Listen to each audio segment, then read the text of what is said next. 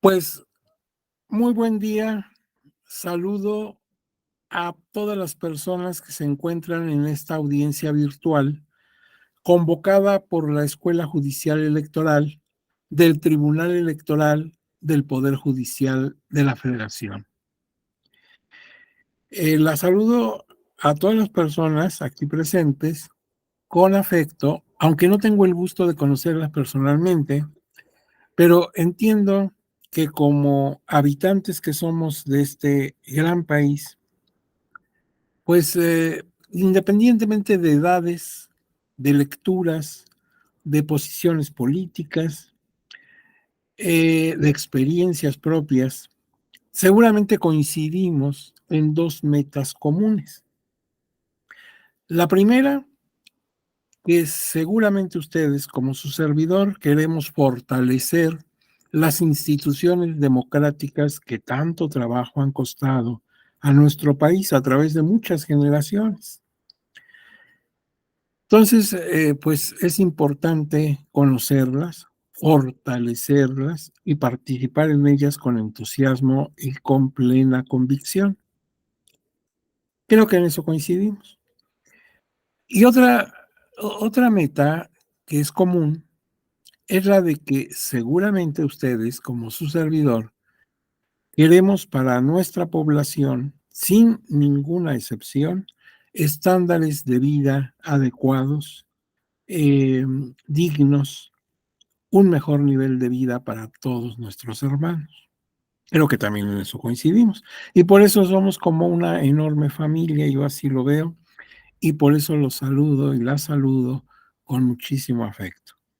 Pero también con la admiración, porque también estoy consciente que son ustedes personas con una agenda cotidiana muy complicada. Hay muchos asuntos personales, laborales, familiares, de salud, etcétera, que requieren su atención inmediata y prioritaria. Y a pesar de ello, se dan tiempo, por ejemplo, como en este caso, para cursar un diplomado. Eso me dice muchas cosas de ustedes, pero sobre todo 2 que me interesa destacar. Primero, el uso racional del tiempo. El tiempo es muy limitado para todos nosotros y sin embargo ustedes le sacan un provecho máximo. Y otra característica es su autodisciplina, que francamente es ejemplar. Entonces, por eso los saludo con mucha admiración. Ahora, también quiero aprovechar este foro magnífico que me ofrece la Escuela Judicial Electoral para dar públicamente las gracias a las señoras y señores magistrados de la Sala Superior del Tribunal, así como a la doctora Gabriela Rubalcaba García y a su grupo de colaboradoras y colaboradores, tanto académicos como administrativos y técnicos, porque todas estas personas, primero, pues confían en que pueda yo dar a ustedes esta explicación en torno al tema que nos convoca esta mañana. Pero también, pues gracias a ese esfuerzo institucional, es que tenemos la oportunidad de llevar a cabo una audiencia virtual, aprovechando la tecnología de nuestro tiempo. Entonces, mi gratitud pleno a todas estas personas. Quiero hacer 2 acotaciones que es importante que tomen en cuenta antes de que empecemos a desarrollar el tema. El primero, que esta presentación que están ustedes viendo en pantalla y que me va a servir para apoyar la explicación, pues es un trabajo, es un material que está hecho para ustedes. Consecuentemente, cuando terminemos de exponerlo, el lunes próximo, pues se les hará llegar a sus dispositivos a través de la amable intervención de las autoridades de la propia Escuela Judicial Electoral, que siempre han sido la mar de amables y de solidarios. Entonces, no hay necesidad de que tomen nota o tomen alguna autografía, etcétera, de algo que les pueda interesar, porque el material es suyo finalmente. Y otra acotación es que a lo largo de la explicación puede surgir una duda, puede surgir un comentario, porque finalmente ustedes son personas que tienen lecturas, que tienen experiencias y quizás puedan enriquecer con sus puntos de vista lo que vamos a hablar. Entonces, no se esperen a la clásica sesión de preguntas y respuestas al final de la plática, sino que si consideran conveniente intervenir para preguntar o para comentar algo, accionen su micrófono en cuanto yo me percate que quieren ustedes tomar la palabra, se las concedo y lo escuchamos con atención y resolveremos lo conducente. Eh, Estamos entre amigos, no hay necesidad de formalismos, de manera que actúen con esa libertad, ¿sí? Bueno, hecho esta expresión de gratitud y estas aclaraciones o acotaciones, pues pasemos al tema que nos convocan esta mañana. Dentro del diplomado en democracia participativa y deliberativa, que es el que tú estás cursando, pues tenemos un tema muy interesante, la consulta indígena. Y está muy bien ubicado, porque precisamente si yo observo democracia participativa, pues entiendo que quiere que incluir a todos, ¿sí? A todos los colectivos. Desde luego a hombres y mujeres, desde luego a personas con capacidades diferentes, etcétera, etcétera. Y entre esos grupos, pues están los pueblos originarios, ¿sí? Que conocemos como indígenas. Entonces me queda claro que en un diplomado de democracia participativa, pues tienen que estar este colectivo. Y deliberativa porque finalmente la consulta es un acto precisamente de deliberación. Ponemos a consideración de estas comunidades ciertos proyectos que les afectan, tanto para bien como para mal, y queremos saber su opinión, su punto de vista, porque les afecta, pues simplemente por eso. Entonces, sí hay una deliberación, o sea que el tema viene pues muy a propósito. En realidad, cuando decimos democracia participativa, casi decimos un pleonasmo, como subir para arriba o bajar para abajo o entrar para adentro. ¿Por qué? Porque una democracia que no sea participativa, pues no es democracia. ¿Quién sabe qué será, verdad? Habrá que ver qué tipo de gobierno es, pero jura lo que democrática no es. Porque la democracia por esencia, por definición, por obviedad, pues tiene que ser participativa. Si excluimos a algún grupo pequeño o grande, por las razones que tú quieras, bueno, pues ya no es democracia. Bueno, esto es nada más así al calce, ¿verdad? Que quiero hacer este comentario. Bueno, pues miren ustedes. Primero voy a enseñarles estas fotografías para crear un poquito de ambiente para que sepamos de qué estamos hablando. En un pueblo originario, o sea, en los pueblos que llamamos indígenas, ya platicaremos de por qué se llaman de una forma y de otra. Su órgano de autoridad más importante, su órgano de autoridad fundamental, es la asamblea comunitaria. Y aquí tienen una fotografía de una asamblea eh, comunitaria. Vean ustedes que en el primer plano hay personas que por su manera de ser o de estar, pues parecen personas ya de edad adulta mayor. Pero también hay otras personas, por ejemplo, hay un hombre que también está en primer plano, trae anteojos, su sombrero, y no parece de la tercera edad, parece un hombre joven. Pero junto a él está una chica que pues tal vez ni siquiera cumple los 18 años mínimo para ser ciudadana, o a lo mejor sí. Ya ves que hay gente que le decimos tragaños, ¿verdad? A lo mejor ya tiene más de 18 años, pero se ve muy jovencita.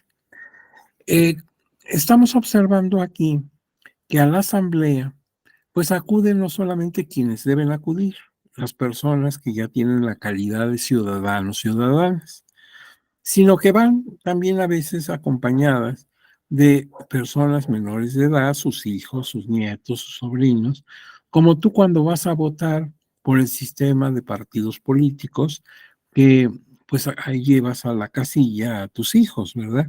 Y ahí están los chiquitos, ellos desde luego no van a votar, pero van a ver qué haces tú. Bueno, ahí pasa lo mismo. Aquí tenemos otra fotografía de una asamblea comunitaria, donde, pues, se practica el derecho consuetudinario, o sea, el derecho de usos y costumbres. Yo observo que en este ángulo donde se tomó esta fotografía, pues, lo que predominan son las mujeres. Pero no es que esa asamblea haya sido de puras mujeres. Habrá otras en las que priven los hombres. Lo que sucede es que un tipo de conducta muy recurrente en estas comunidades es que cuando participan no solamente en la asamblea comunitaria, sino, por ejemplo, en una fiesta, en una comida, en una reunión, pues se junten mujeres con mujeres y hombres con hombres. ¿Sí? Se nos hace un poco extraño porque generalmente, por ejemplo, si llegan matrimonios, pues todos conviven, todos participan, pero en este tipo de comunidades son muy tradicionales, entonces los hombres se ponen a platicar aparte de sus cosas, el fútbol y la política y lo que quieras, y en el otro lado las mujeres con sus temas. Esto es muy recurrente y así sucede en la asamblea. Entonces yo veo que ahí, pues, predominan las mujeres. Sin embargo, si tú observas, hay una señora que tiene un bebé entre los brazos, va con su chiquito, pero también hay un niño que pues andará en los 10, 11 años por ahí máximo, y él desde luego pues ha ido con su mamá, pero cuando todas levantan la mano, porque seguramente están aprobando alguna propuesta, él también levanta su mano. Obvio que no lo van a tomar en cuenta su voto, ¿verdad? Pero pues él ve que todos levantan la mano, él también. Y así pasa. Tú llevas a tu chiquito a la elección, en la casilla, y ya ves que te manchan el dedo con la tinta indeleble. Y entonces también el niño quiere, ¿verdad? El chiquito quiere que también le ponga. Bueno, pues así pasa aquí. Ahora veamos otra. Mira, aquí en cambio el ángulo que se tomó predominan las mujeres. Y hay personas también de la tercera edad, pero también hay mujeres jóvenes. Están en comunidad y están aprobando algo que les pareció adecuado. En cambio, aquí, mira, se está tomando un ángulo donde solamente se ven hombres, pero no quiere decir que en esa asamblea no se haya participado las mujeres, solamente esa costumbre, por eso lo quise subrayar. Y aquí también encontramos personas adultas mayores y gente mucho más joven. Bueno, ese es el ambiente de estas asambleas comunitarias.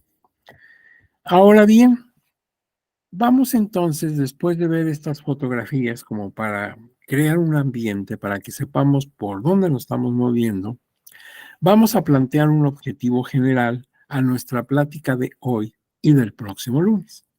Porque el que no sabe a dónde va, pues no sabe si ya llegó. Entonces, ¿qué queremos lograr cuando terminemos este tema de analizarlo el próximo lunes?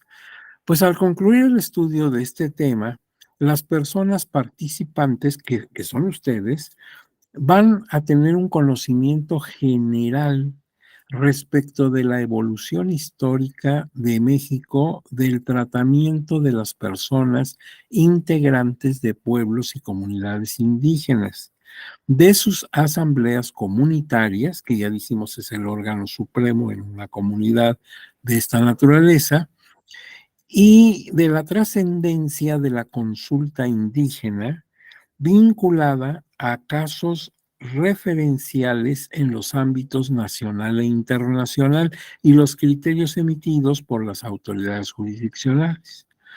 Entonces, mira, Desde ahorita lo decimos a reserva de justificarlo con nuestra plática, pues el tratamiento a los pueblos y comunidades indígenas no ha sido el mismo a través de nuestra historia nacional. Ha habido altibajos.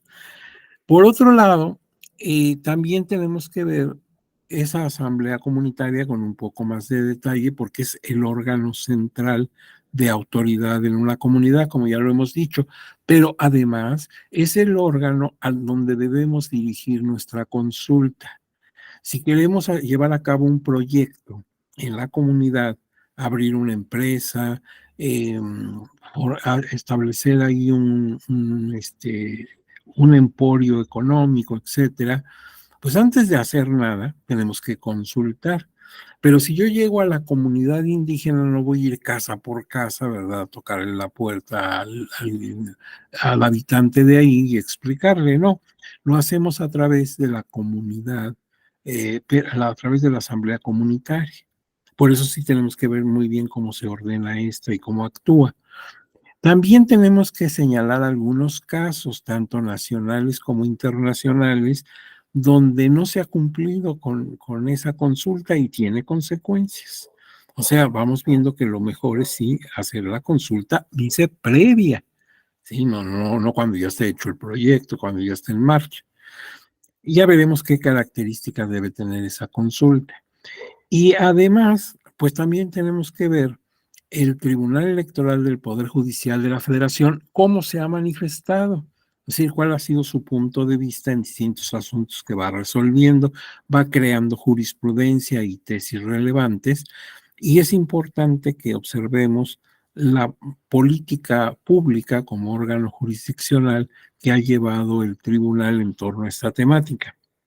Entonces, como ven, pues les vamos a tratar de aportar la mayor información posible para que cada una y cada uno de ustedes pues puedan tomar su propia idea, su propio punto de vista, pero con datos que les sustenten sus criterios.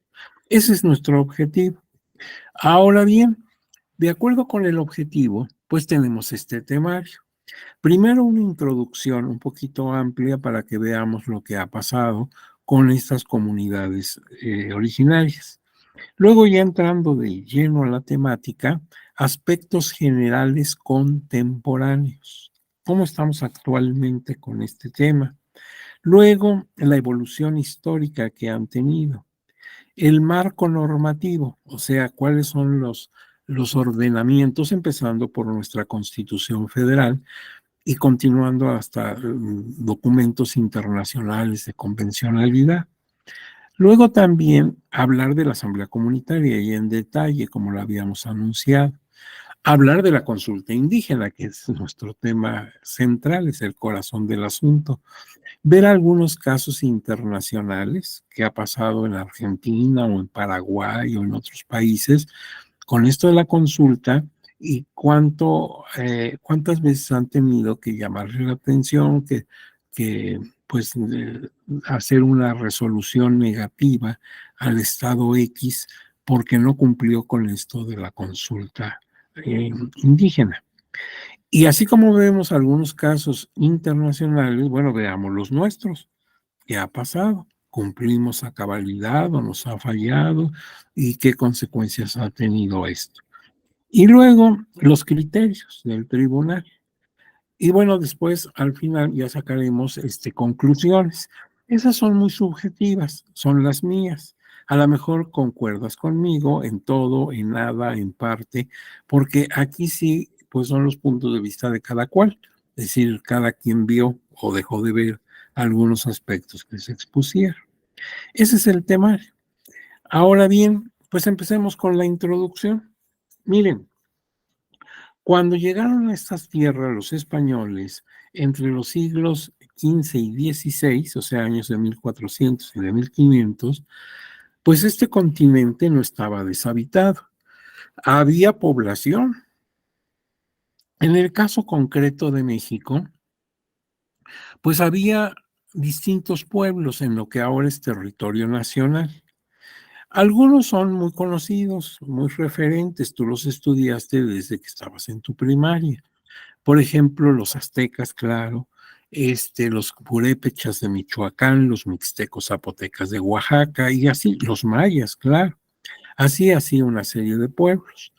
Ahora, esos pueblos que llamamos normalmente prehispánicos, o sea, antes de la llegada de España, esos pueblos, algunos fueron contemporáneos entre sí, otros no.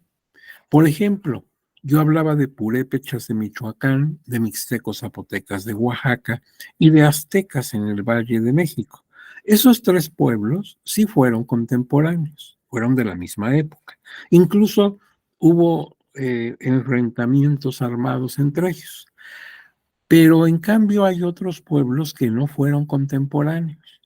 Por ejemplo, la cultura olmeca, que la tenemos como la cultura madre, porque fue la primera realmente que hubo con un grado de civilización importante en lo que ahora es México, y que se ubicó en el sur de Veracruz y gran parte del estado de Tabasco, parte de Chiapas. Bueno, pues los olmecas no conocieron a los aztecas porque pues ellos vivieron unos 9 siglos, unos 900 años antes que el pueblo azteca. Entonces no fueron contemporáneos. Pero así como hubo unos que eran contemporáneos y otros que no lo fueron, también había distintos grados de civilización. Mientras los mayas, a los que también me referí, son sorprendentes porque alcanzaron mucho desarrollo, por ejemplo, en arquitectura, en astronomía, en medicina y en muchas otras cosas. Es una cultura sorprendente. Algunos dicen los mayas son los griegos de América. Y yo como soy muy nacionalista, digo, no, los griegos son los mayas de Europa. Bueno, sé que pues le echo muchísimo adorno a mi platillo, pero es que pues estoy muy orgulloso de mi país. Pero lo cierto es que sí alcanzaron un gran desarrollo. Mientras tenemos esa cultura, o por ejemplo la tolteca, asentada en el centro del país por los estados ahora de Hidalgo, Estado de México y circunvecinos, la palabra tolteca era sinónimo de sabio. Ustedes serían toltecas, porque son gente instruida, gente que tiene sapiencia, que tiene libros. Entonces, decir tolteca en el mundo prehispánico era reconocer que eras pues un maestro, un sabio. Pero así como había esos grados de desarrollo, también había gente que vivía casi en la barbarie. Por ejemplo, de Querétaro y de San Luis Potosí para arriba, pues ya era una zona de tribus muy primitivas, a las que en general se les llamaba chichimecas, o sea, bárbaros. Ujú. No había un solo pueblo chichimeca, sino varios, pero estaban en un atraso de civilización muy marcado, al grado que decir chichimeca era decirte salvaje, bárbaro, ¿sí? Eran los bárbaros del norte. Y no me refiero a un conjunto musical, sino a de veras los bárbaros del norte. Bueno, pues entonces los grados de civilización variaban, o sea, no había uniformidad. Pero esos pueblos estaban asentados aquí, a lo ancho y largo de nuestro territorio. Y eso por hablar de México. Obviamente, por ejemplo, en América del Sur, pues florece la cultura incaica y en fin. Pero estamos centrándonos a nuestro territorio de ahora. Eh, Como quiera que sea, pues ellos dominaban el país. Pero viene la conquista como una irrupción. Y entonces, desde luego, fueron vencidos los pueblos indígenas. Y digo desde luego, porque la diferencia de arma era patética. O sea, mientras nuestros pueblos indígenas peleaban con piedras, obsidiana, con macanas, pues los españoles traían armas de fuego. Entonces la superioridad armamentística era terrible. Así que a la larga o la temprana, pues terminaron conquistando todo este territorio. Y cuando se hicieron del poder, pues los prehispánicos quedaron completamente marginados de la toma de decisión. O sea, ya no participaron en los órganos de gobierno. Y entonces, pues quedaron marginados dentro de su propio país en todos los aspectos, en lo económico, en lo social, en lo político, en lo cultural, en todo, y desde luego en lo jurídico. Fíjense que a partir de esto, pues nosotros podemos observar lo siguiente. España, desde que inició sus expediciones de descubrimiento, conquista y colonización, estableció políticas para con los indígenas de protección.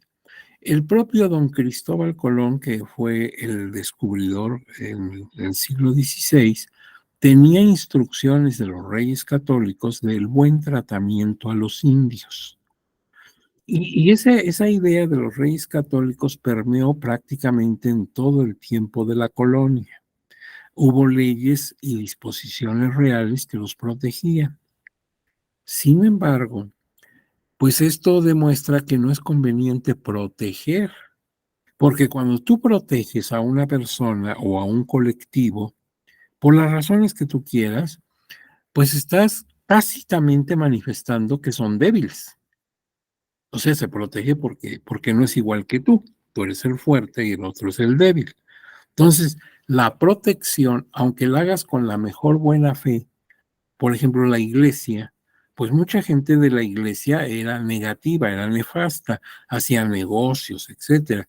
Pero también había misioneros de buena fe, casi verdaderos santos que se dedicaron a nuestros indígenas, como el padre Toribio de Benavente Motolinía, como Bartolomé de las Casas, etcétera.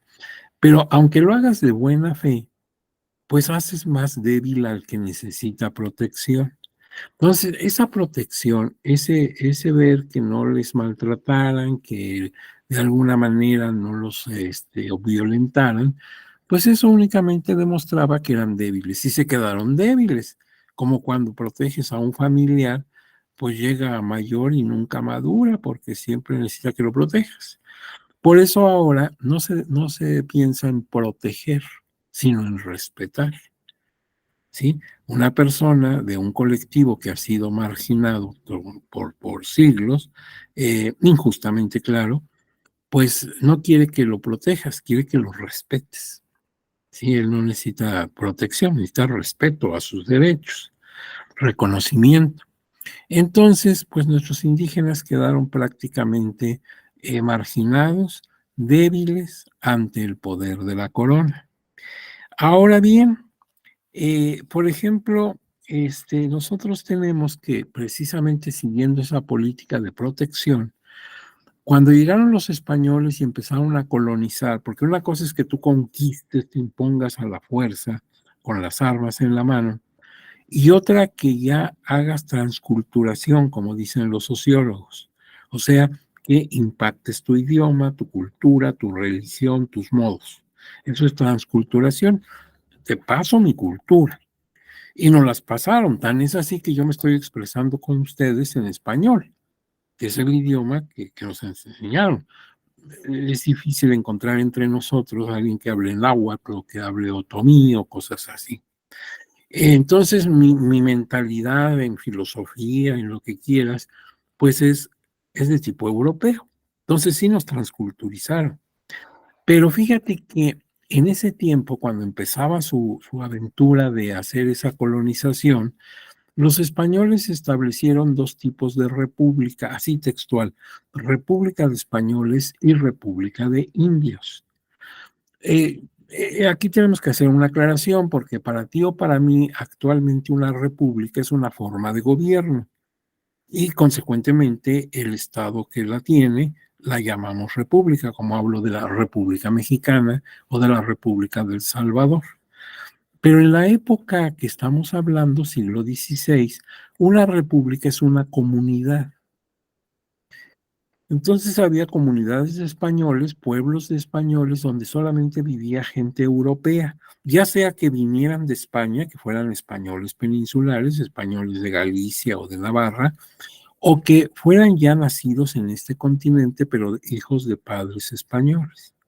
Entonces, ciudades como Guadalajara, como Querétaro, como San Luis Potosí o la propia Ciudad de México eran consideradas repúblicas de españoles. Y en cambio, donde solamente vivían pueblos indígenas, le llamaban República de Indios. Ahora bien, ¿por qué hacían esa división? ¿Por qué unos en un lugar y otros en otra? Porque según los propios colonizadores, los indios antes de la llegada de los españoles eran gente buena, gente linda, ¿sí? Eran inocentes. Y en cambio los españoles pues traían sus mañas, eran medio deshonestos, tenían muchos defectos. Y eso podía contaminar la buena índole de los indígenas. Entonces mejor que vivieran separados. Incluso si, por ejemplo, una mujer indígena tenía que trabajar, por ejemplo, como sirvienta en una república de españoles, las leyes de Indias de 1680 establecen que debe estar acompañada de alguna persona, de algún hombre de respeto de su casa. Por ejemplo, su papá, por ejemplo, su marido o su hermano. Es decir, una persona respetable que estuviera con ella como para inhibir, para evitar que le faltara al respeto a esa mujer o que se abusara de ella. Bueno, que funcionara o no, esa era otra cosa, pero lo que estamos observando es que había pues esa idea de proteger. Ahora, ¿qué sucedió con esto de las repúblicas de españoles y las repúblicas de indios? Pues que lo único que se logró es que los indios se fueran a esconder, por así decirlo, a los lugares más inhóspitos del territorio, a las grandes montañas de nuestras sierras madre, o bien a las selvas y quedaron aislados. Y al quedar aislados quedaron también rezagados del desarrollo cultural, porque si tú te encierras en tu habitación y no quieres salir al mundo, ni recibes mensajes del exterior, pues a la vuelta de unos años te quedaste atrás y ya la humanidad avanzó y no te tomó en cuenta, o sea, no te subiste al autobús, ¿verdad? Lo que le pasó a nuestros amigos de China. ¿Te acuerdas que por razones de seguridad hicieron su muralla, una murallota que es enorme, ¿verdad? Pues sí, quedaron protegidos y todo, pero aislados. Entonces, la historia en Europa y en otros lugares del mundo continuó y los chinos se quedaron muy atrás. Ahora bien, eso pasó con nuestros indígenas, pero resulta que las mismas leyes de Indias establecen algo que ahora se impacta en la Constitución, porque tú dirás, bueno, pues está usted hablando de cosas que ya pasaron, bien que mal ya se fueron. Pues no, porque fíjate que la Constitución, como lo vamos a ver, en su artículo segundo, y tú lo sabes muy bien, establece que esas comunidades se pueden regir por sus usos y costumbres. Por eso habla de un derecho consuetudinario. No está escrito, no hay un libro, pero ellos conocen sus costumbres. Bueno, esto lo dice la Constitución, nada más señalando que esas usos y costumbres no afecten derechos de tercero, las garantías individuales de las personas y sobre todo la dignidad y el empoderamiento político de las mujeres. O sea, yo no me puedo encontrar una comunidad indígena donde me digan, pues aquí yo le golpeo a mi esposa porque así lo hizo mi padre con mi madre y mi abuelo con mi abuela y así hasta donde tengo memoria. Entonces, quién sabe qué se estila en la Ciudad de México, pero aquí el hombre golpea a la mujer, es nuestras costumbres. No, la Constitución te lo impide. O sea, no hay ningún derecho absoluto. Siempre los derechos tienen un límite. Y obviamente no puedes aducir tus costumbres para una situación tan afrentosa. No.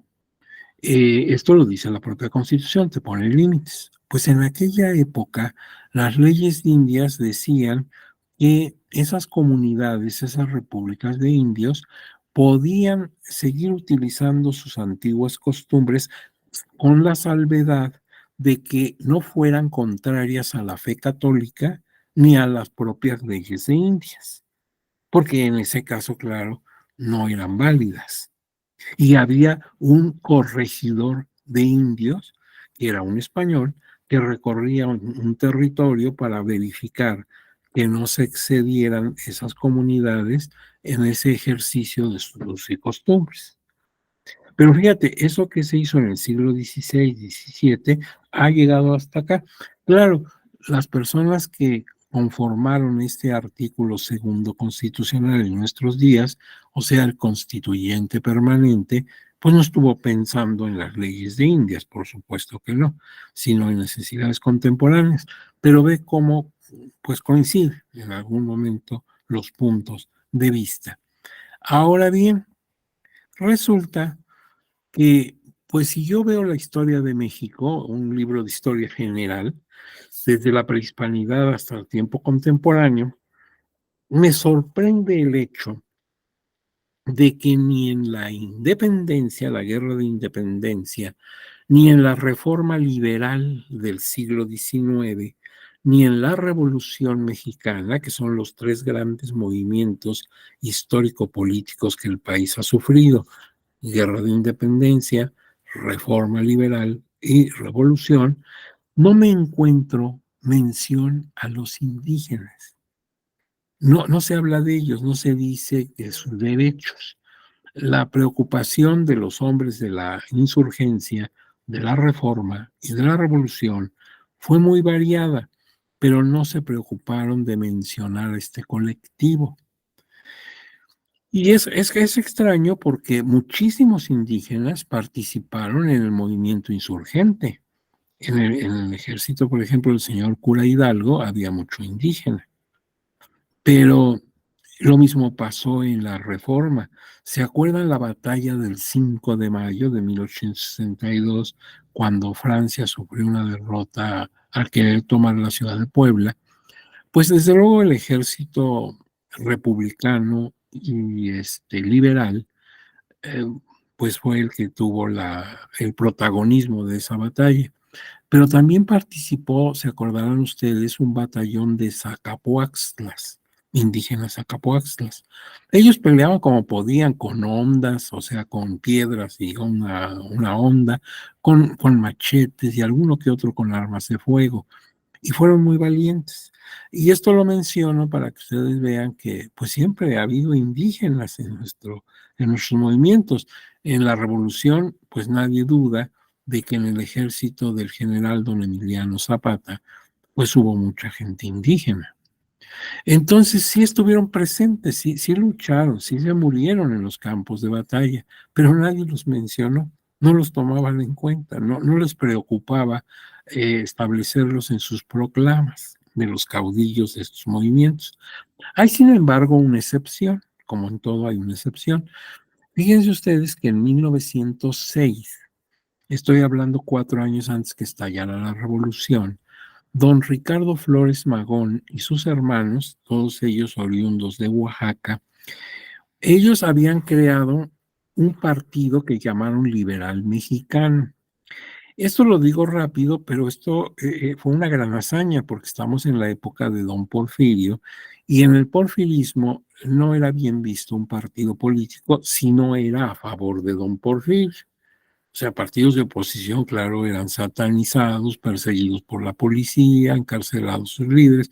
O sea, no era tan sencillo, no es como ahora que juntas firmas, haces asambleas y finalmente obtienes tu registro. No, aquellos tiempos eran heroicos. Y los Magón sufrieron encarcelamiento por eso y otras causas, pero hicieron su partido. Y en 1906 ellos elaboraron un programa de acción, un manifiesto a la nación y su programa de acción, o sea, una propuesta al país. Desde luego lo imprimieron en hojas clandestinamente y lo repartieron también así a escondidas, a hurtadillas, para que no les cayera la policía. Pero ¿a qué viene ese documento de los hermanos Flores Magón? Aquellos dicen que en caso de triunfar su tendencia política, llevarán a cabo una serie de directrices, de políticas, y por ejemplo en su punto 48 dicen protección a la raza indígena.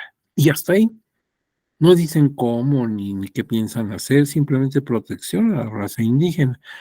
Bueno, pues es la única mención que puedes encontrar sobre este colectivo en una proclama, en este caso pre-revolucionaria. y así de tajante, así sin mayor profundidad. Ahora bien, consecuentemente, este colectivo, los indígenas, pues permaneció invisible, oculto. Todos sabían, todos veían, todos, sabían la existencia de él. Incluso la palabra indígena se usó como sinónimo de una, pues, de un desprecio, de una palabra, era una palabra, ofensiva. Decirle a alguien indígena o indio, pues es menosprecio, es peyorativo. Cuando alguien quiere ofenderte, te dice: "Eres un indio", ¿verdad? Como si aquí todos fueran, no sé, nórdicos o algo así. Pero bueno, ser indio, pues a nadie le gustaba. Por ejemplo, en tiempos de don Porfirio, si tú ves los periódicos de la época, los puedes consultar en cualquier hemeroteca, vendían productos para aclarar la piel, porque era muy feo ser moreno. ¿Sí? Ahora fíjate qué extraño, porque la gente va, se asolea, se expone a un cáncer de piel con tal de verse bronceado. En la época de don Porfirio, ¿no? Había cremas para blanquearse. Entonces, pues, ser indio no era lo mejor que te podía pasar. Sin embargo, aunque sabíamos que existían, no los queríamos ver. Eso le pasa a todos los grupos marginados. Por ejemplo, a la gente de la comunidad lésbico, gay y demás, a las personas con discapacidad o capacidades diferentes, a niños, niñas y adolescentes, a todos esos colectivos, pues ahí están, pero no los queremos ver, se hacen invisibles. Es como el animalito el ñandú, que es como una especie de avestruz, y ya ves que cuando siente un peligro, esconde su cabecita en el suelo, ¿verdad? Y como ya no ve el peligro, piensa que ya pasó, aunque todo su cuerpazo está de fuera. Entonces, así somos nosotros con estos colectivos, no los queremos ver, ahí están, pero no queremos verlos. Entonces, ante esta circunstancia, pues mantuvieron su marginación económica, social, jurídica, etcétera, hasta que estalló la Segunda Guerra Mundial. La Segunda Guerra Mundial, como tú sabes, es un movimiento terrible que involucró a las naciones y que se desarrolló entre 1939 y terminó en 1945 con la rendición incondicional de Japón después de que le arrojaron bombas atómicas en su territorio. Entonces, de 39 a 45 fue la Guerra Mundial. En esa guerra se cometieron muchos excesos. Algo se sabía, se filtraba información, se hablaba de campos de concentración, donde no solamente nuestros amigos de la comunidad judía sufrieron cosas horribles, indescriptibles, sino también otras personas, otras nacionalidades, por ejemplo, los polacos, los austriacos, los húngaros, pueblos que pues tuvieron la mala fortuna de ir a parar a los campos de concentración. Pero como la guerra terminó con la caída de las dictaduras militares, como el nazismo en Alemania, el fascismo en Italia, pues ya no se pudo cubrir el sol con un dedo. Y lo que eran rumores, lo que se decía por ahí, pero pues tal vez como noticia falsa, quedó a la vista de todos. La gente estaba horrorizada. No era posible que en pleno siglo XX se cometieran actos de este tipo de barbarie, que ni en la Edad Media se vieron. Entonces, pues viene la idea de que esto no puede volver a pasar, esto no va a pasar ya más. Y entonces la opinión pública se fue inclinando para proteger de alguna manera, para evitar estos abusos por parte de colectivos que habían sufrido ese tipo de vejaciones. Por ejemplo, las mujeres, claro, se empezaron a preocupar por la reivindicación de los derechos de las mujeres, también los migrantes, también las personas de minorías religiosas, los niños, niñas y adolescentes, y así una serie de colectivos, empezamos a verlos y a tratar de apoyarlos. Y entre estos grupos, pues estuvo obviamente los pueblos originarios. O sea que a raíz de la guerra, pues fue que los pudimos observar. Una situación más o menos parecida tuvimos con la gente afromexicana, las personas que tienen ascendencia africana. Ellos también han estado, por ejemplo, aquí en México desde el siglo XVI. Ustedes se acuerdan que antes de la conquista, antes que Cortés tomara Tenochtitlan, primero entró en son de paz como invitado por el emperador Moctezuma. Esto ocurrió en 1519. Y cuentan los cronistas de la época, como Fray Bernardino de Sagún, como Bernal Díaz del Castillo, que fueron, pues, de alguna manera testigos de todo esto, escriben en sus libros que cuando Cortés entró a México por primera vez, todavía no conquistando, sino acercándose a Moctezuma, y este lo recibió cordialmente, lo hospedó en uno de los palacios reales, pues en ese momento mucha gente vio la escena. Qué interesante habrá sido, ¿verdad? A mí me gustaría regresar en una máquina del tiempo y estar ahí en la bola, ¿verdad? Con mi celular, claro, tomando mis fotos. Pero resulta que estaban muy admirados porque aparte de los hombres blancos y barbados y con corazas y caballos, había unos individuos negros. Venían unos 12, 15 negros y ellos nunca habían visto aquí una gente así. Estaban maravillados, ¿verdad? Que había gente con esa tonalidad de piel. ¿Y por qué venían esos negros? Pues venían porque eran esclavos de algunos conquistadores, o sea, ellos con toda la comodidad se vinieron a pelear por acá, pero trajeron a sus esclavos para que los ayudaran a su aseo personal y sus cosas que requerían. Pues ahí fue el primer contacto de los negros aquí con nosotros. Luego, como tú sabes, don Hernán Cortés salió de Cuba en forma clandestina. El gobernador de la isla, que era don Diego Velázquez, le había dado primero el nombramiento de capitán general de la expedición. Prepararon 11 barcos, los habituallaron y ya estaba por zarpar. Pero Cortés se enteró por sus contactos que en la corte de Velázquez se intrigaba contra él y que ya Velázquez estaba pues sondeando la posibilidad de cambiar el mando a otra persona. Y Cortés siempre suele dar el golpe antes que se lo den. Primero tiene mucha información siempre y cuando ve que algo le viene encima, pues él prefiere adelantarse, dar el primer golpe. Efectivamente, él zarpa, ordena zarpar las naves antes que le den la orden expresa. Eso es gravísimo. Si tú no te atreves a salir de tu oficina, si no le avisas al superior o a la superiora, pues imagínate que vas a cargar con 11 barcos, con todo lo que esto implica, y sin que te autorice el gobernador, pues es realmente temerario. Cortés sabía que de aprenderlo y juzgarlo, podía perder hasta la vida, porque lo acusarían de traición al rey, dado que Velázquez no era Velázquez, sino que representaba la autoridad de Carlos V, el monarca de la época. Cortés lo sabía muy bien, sabía a qué se arriesgaba. Pero cuando llega a estas tierras y llega hasta Tenochtitlan, como dijimos, para entrevistarse con Moctezuma, le llega la noticia de que ha llegado una expedición de Cuba en su seguimiento. Va al mando un individuo llamado Pánfilo de Narváez. Y entonces, Cortés, ya sabes, hay que dar el golpe antes que se lo den. Deja en México un grupo de españoles al mando de don Pedro de Alvarado, uno de sus hombres de confianza, y él se va hacia Veracruz para enfrentarse a Pánfilo de Narváez y lo sorprende cerca de lo que ahora es la ciudad de Jalapa y lo derrota. Entonces, pues esto terminó de momento con ese peligro para Cortés.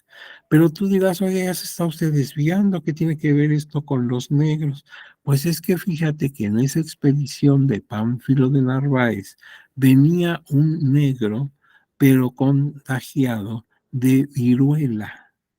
y aquí no se conocía la viruela. Entonces cundió la enfermedad, pero en momentos. Hubo una gran mortandad de indígenas. Cortés regresa a la Ciudad de México y se encuentra que los indígenas están muy molestos porque en su ausencia hubo una masacre de indígenas en el Templo Mayor ordenada por Pedro de Alvarado. Entonces prácticamente están sitiados. Cortés entonces, viendo la situación tan tensa, prefiere escaparse para preparar por afuera un ataque ya más formal a la ciudad de Tenochtitlan, pero son sorprendidos cuando se andaban escapando y logran a la carrera como pueden llegar hasta el pueblo de Tacuba, habiendo salido desde lo que ahora es el Zócalo. Y ahí les dan una derrota terrible. ¿Te acuerdas que Cortés hasta llora, en la famosa Noche Triste, verdad? Pero ¿quién fue el monarca mexicano que derrotó a Cortés en la Noche Triste, en la noche del 30 de junio de 1520? El emperador Cuitláhuac. Él había asumido el trono porque Moctezuma, pues, había muerto. Y Cuitláhuac es el héroe de la Noche Triste. Pero a los pocos días de su victoria y mientras Cortés huía hacia Tlaxcala para buscar refugio y apoyo y luego regresar, como lo hizo, y vencer a los aztecas, pues en lo que él hacía todo eso, el emperador Cuitláhuac enfermó de viruela y murió. Murió precisamente por esta enfermedad traída por los negros. Posteriormente, ya en plena época colonial, hacia el siglo XVII, aquí dice, existen vestigios arqueológicos que dan buena idea que el famoso árbol de la Noche Triste, pues no sé, ya lo continuó el comentario de la persona que lo puso, pero sí, pues fue una noche terrible. Ahora, con la nueva tendencia de pues reivindicar a los indígenas, ya no le llaman la Noche Triste, sino la Noche de la Victoria. Bueno, pero lo cierto es que ahí Cuitláhuac derrotó a Cortés. Entonces, pues ya en la plena época de la colonia, hubo un negro esclavo, se llamaba Yanga. Él no era una persona cualquiera, sino que allá en África había sido un príncipe que cayó en desgracia, lo secuestraron y se lo trajeron de esclavo y llegó hasta México y estaba en una planta de azúcar, en una hacienda cañera. Entonces, él logró escaparse con algunos negros y se fue a las montañas a pelear. Era grave el asunto porque estaban en la zona de México-Veracruz o Veracruz-México, que era la entrada y salida natural y más importante respecto a España y México. O sea, el camino obligado para ir a España o para venir de España era México-Veracruz. Su grupo de negros pues impedía que el paso fuera libre. Ellos, los negros, sabían que estaban en una situación muy delicada, porque cuando alguien se escapaba, un esclavo se escapaba, lo perseguían con perros de caza, como si fuera un animal. Y cuando llegaban a encontrarlo, no lo hacían preso de nuevo, sino que dejaban que los perros acabaran con él. Preferían perder un esclavo, pero que sirviera de escarmiento para que otras personas que pensaran escaparse, pues lo pensaran mucho. Y resulta que les llamaban negros cimarrones, porque se iban a esconder a las cimas de las montañas. Entonces Yanga era uno de esos negros cimarrones que andaba con su partida de esclavos negros, pues a salta de mata. Sin embargo, las autoridades virreinales, viendo que esto se prolongaba, como una guerra de guerrillas que puede durar la eternidad y que perjudicaba el comercio México-Veracruz, decidieron pactar con él y formaron, él exigía que se le dejara fundar un pueblo de puros negros y no se les persiguiera. A cambio de eso se comprometía a ya no atacar los carruajes que circulaban por la México-Veracruz. Y llegaron a ese acuerdo y fundaron el pueblo que llamaron San Lorenzo de los Negros. Está cerca de la actual ciudad de Córdoba, en Veracruz. Hoy ya no se llama San Lorenzo de los Negros, sino en honor a este personaje se llama Yanga. Incluso existe un monumento ahí a Yanga. Esto, pues, esto también tenía antecedentes. En Colombia y Venezuela habían ocurrido cosas similares. Pero eso te hace ver que pues había negros en la época colonial y que muchas mujeres negras, por ejemplo, sirvieron en las casas y traían sus costumbres, su comida, y mucho de lo que ahora llamamos platillos mexicanos tiene que ver con la cultura negra. Incluso nuestra marimba, que es típica de Oaxaca, del istmo de Tehuantepec y de Chiapas y Centroamérica, pues fue traída por los negros, la idea de la marimba. Uno de nuestros bailes muy tradicionales, la bamba, que se baila en Veracruz, que tú la has bailado tal vez, y que estuvo prohibida en tiempos de la Inquisición, porque es un baile muy sensual, decían los inquisidores, despierta malas pasiones. Bueno, pues la bamba es de origen negro. O sea, ellos han contribuido mucho a nuestra cultura. Cuando estalló la Guerra de Independencia, un batallón de gente de esta raza formaba parte de las tropas del generalísimo Morelos y fue muy valiente, muy aguerrida en esa época. Incluso un presidente de México, que es además un prócer muy querido, muy respetado por todo mexicano bien nacido, don Vicente Guerrero, era de ascendencia africana. Él no era negro, pero sí descendiente de personas africanas. Bueno, pues con todo esto lo que te quiero decir es que los negros siempre han estado aquí presentes, pero no los queremos ver. Hasta el año 2019, un poquito antes de la pandemia, fue que quedaron ya sus derechos establecidos en la Constitución, asemejándolos a las comunidades originarias hasta 500 años después, porque acuérdense que el primer contacto lo tuvimos con ellos en 1519. Pues en 2019 impactan a la Constitución, o sea, tuvieron que transcurrir 500 años escondidos para que ahora pues ya estén en la Constitución. Dice que es de padre español que le suplicó, sí, suplicaba a él que se indultara, aprovechando lo que decía el señor virrey respecto a que si dejaban las armas, podían regresar a la vida privada sin ningún problema. Entonces, pues él fue cuando dijo su frase que ahora está en todos los congresos del país: la patria es primero, ¿verdad? Y no aceptó, aunque su papá le suplicó como buen padre, pues que se indultara, ¿verdad? Y protegiera su vida. Bueno, don Vicente Guerrero, pues es todo un personaje que lo menos que merece es respeto y admiración y cariño por parte de nosotros. Pero él tenía esa ascendencia. Ahora bien, en una nueva perspectiva, es decir, bajo las disposiciones de nuestro artículo actual, el segundo de la Constitución, conviene analizar la estructura interna de las comunidades originarias, destacar la importancia de sus asambleas comunitarias y el cumplimiento de la consulta previa e informada que debe hacerse a dichas comunidades para llevar a cabo medidas y políticas que puedan afectarlos positiva o negativamente.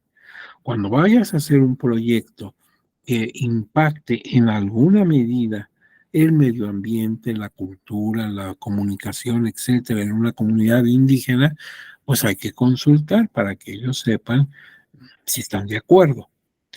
Ya veremos qué características debe tener esa consulta, o sea, que los impacte. Cuando digo impactar, puede ser positivamente, a lo mejor va a haber un desarrollo económico en el que ellos pueden participar, o negativamente, por ejemplo, se le puede ver afectado, contaminado sus recursos naturales, por ejemplo. Ahora bien, esta exposición, la que estamos desarrollando ahorita frente a ustedes, se verá complementada señalando casos concretos de gran impacto en los ámbitos nacional e internacional, además resaltando algunos criterios relevantes de carácter judicial en la materia. Es lo que les dije, primero vamos a explicarlo teóricamente y luego vamos a ver algunos casos en donde no se ha hecho la consulta o se ha hecho mal y qué consecuencias ha tenido esto. Ahora bien, aquí en México vamos a ver cómo ha sido en la incorporación de estos colectivos a nuestra Constitución. Me voy a remontar a abril de 1940. Estamos en plena guerra mundial. ¿Se acuerdan que la guerra estalló en septiembre de 39? Entonces en 40 estaba la guerra. Y el presidente de México por esos días era el señor general Lázaro Cárdenas.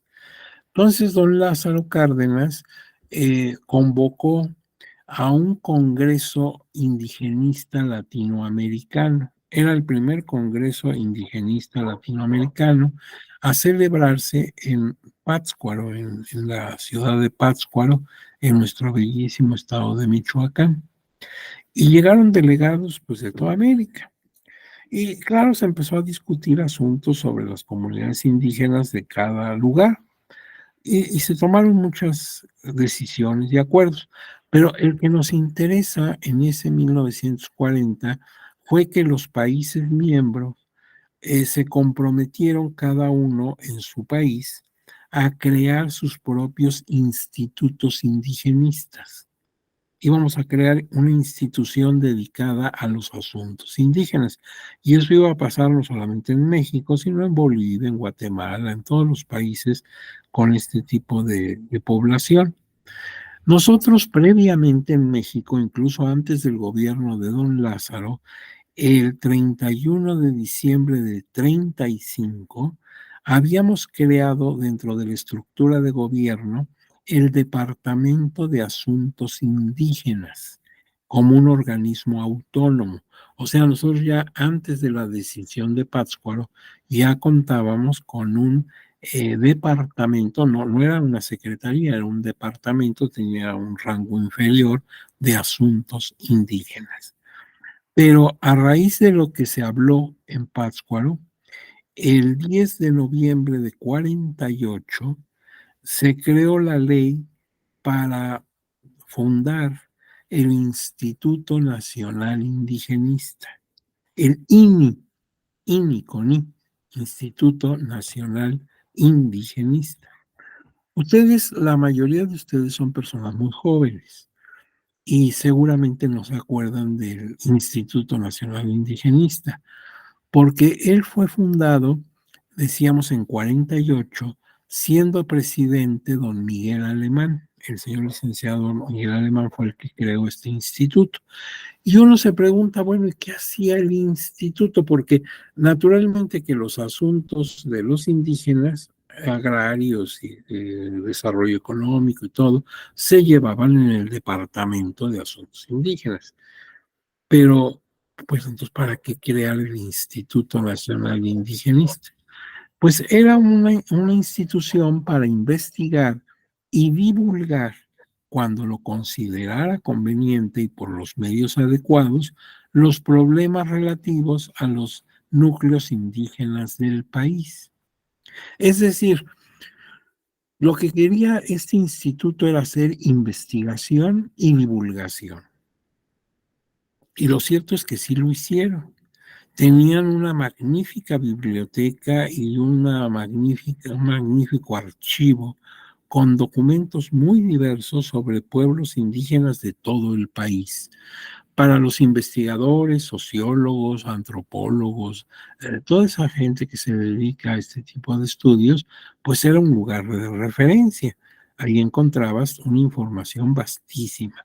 Se publicaron desde folletos para divulgar hasta libros, algunos inclusive con una muy buena presentación, y escritos en algunas lenguas indígenas y también con traducción al español, etcétera.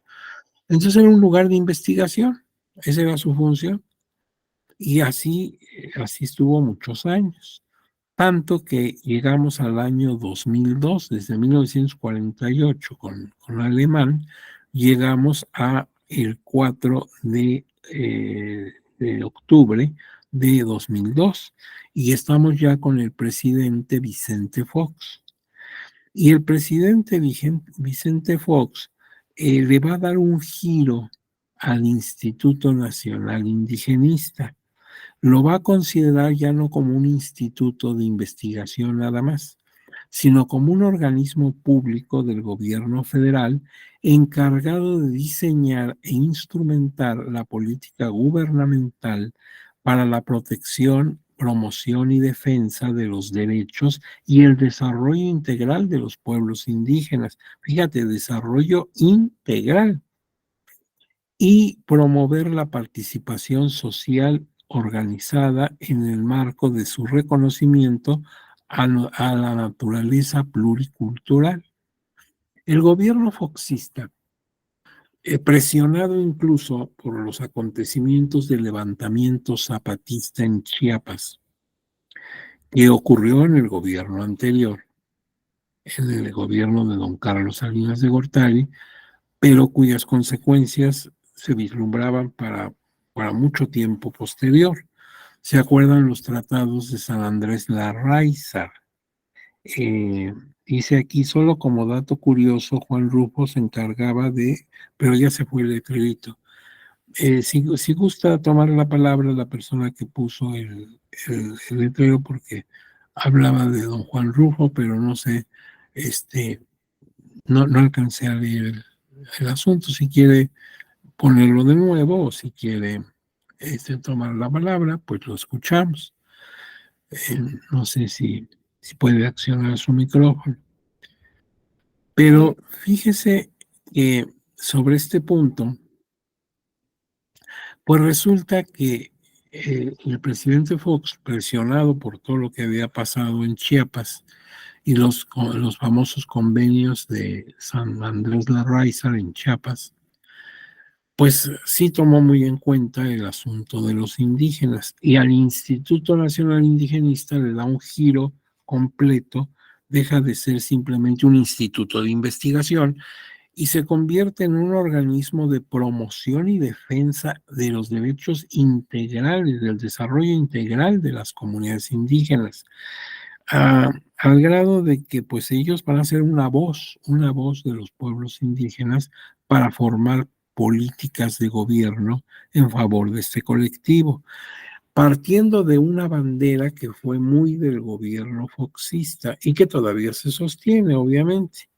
La idea de que México es una nación pluricultural.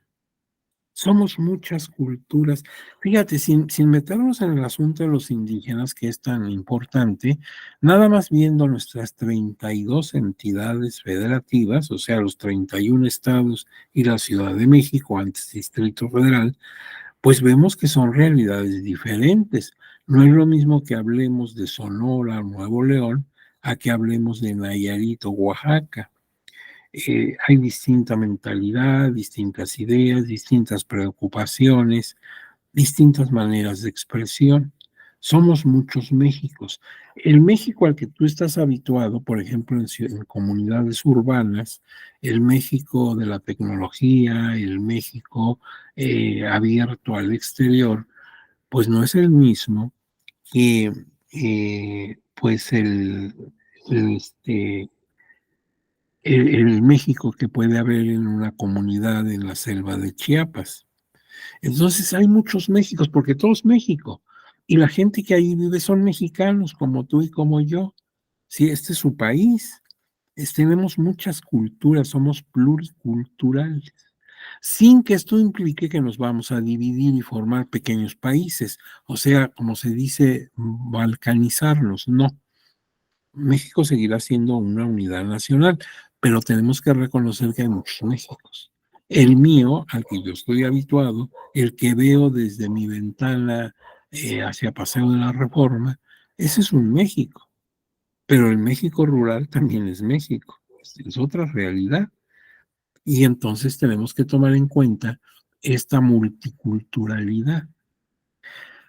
Ahora bien, ante esto, pues ya con ese giro que le dio el presidente Fox, las cosas se adelantaron mucho, fueron avanzando, y al entrar el actual gobierno del presidente Andrés Manuel López Obrador, esto ocurrió hacia 2018, concretamente el 5 de diciembre de 2018, prácticamente acababa de tomar posesión de su cargo el presidente López Obrador, hace lleva a cabo una reforma constitucional y entonces lo que era el INI, el Instituto Nacional Indigenista, era desde los tiempos de don Miguel Alemán y con el giro que luego se le dio con el presidente Fox, pues va a desaparecer el INI y va a surgir otro organismo que va a ser el Instituto Nacional eh, de Protección a los Indígenas. Eh, este organismo se considera como descentralizado, no sectorizado y que forma parte de la Administración Pública Federal al servicio de los pueblos indígenas y afromexicanos. Precisamente al año siguiente, en 2019, se añade un apartado C a la Constitución en su artículo segundo y se incrusta a la comunidad afrodescendiente. O sea, llegaron muy tarde los afros a la Constitución, llegaron 500 años después, pero al menos ya llegaron. Y eso a mí me da mucho gusto porque, pues yo por razones de la vida he tenido oportunidad de tener muy buenos amigos en esa comunidad y es gente linda, es gente que te da su hospitalidad, su afecto, su solidaridad, es gente buena y sin embargo, pues estaban marginados totalmente. Ahora, bueno, tarde, pero ya están en la Constitución y esperemos para ellos mejores oportunidades. Pero esto ya ocurrió en el gobierno actual. Ahora, si queremos ver las reformas constitucionales sobre la temática, hay dos láminas, esta y la que sigue, que lo sintetizan, que son como si fueran unos acordeones. Fíjate, si este diplomado se calificara con examen, no te preocupes, digo, si se calificara, no vas a hacer examen, no te angusties, ¿no? Pero si se calificara, seguramente esta lámina y la que sigue te podrían servir como acordeón. Porque mira, veamos la primera reforma a la Constitución Política de los Estados Unidos Mexicanos. Data del 28 de enero de 1992 y se estableció para el artículo cuarto de la Constitución, donde se estableció que México, como te decía, es una nación pluricultural. Por primera vez lo dice no un tratadista, no un académico, no un activista, sino lo está diciendo la Constitución. México es un país pluricultural.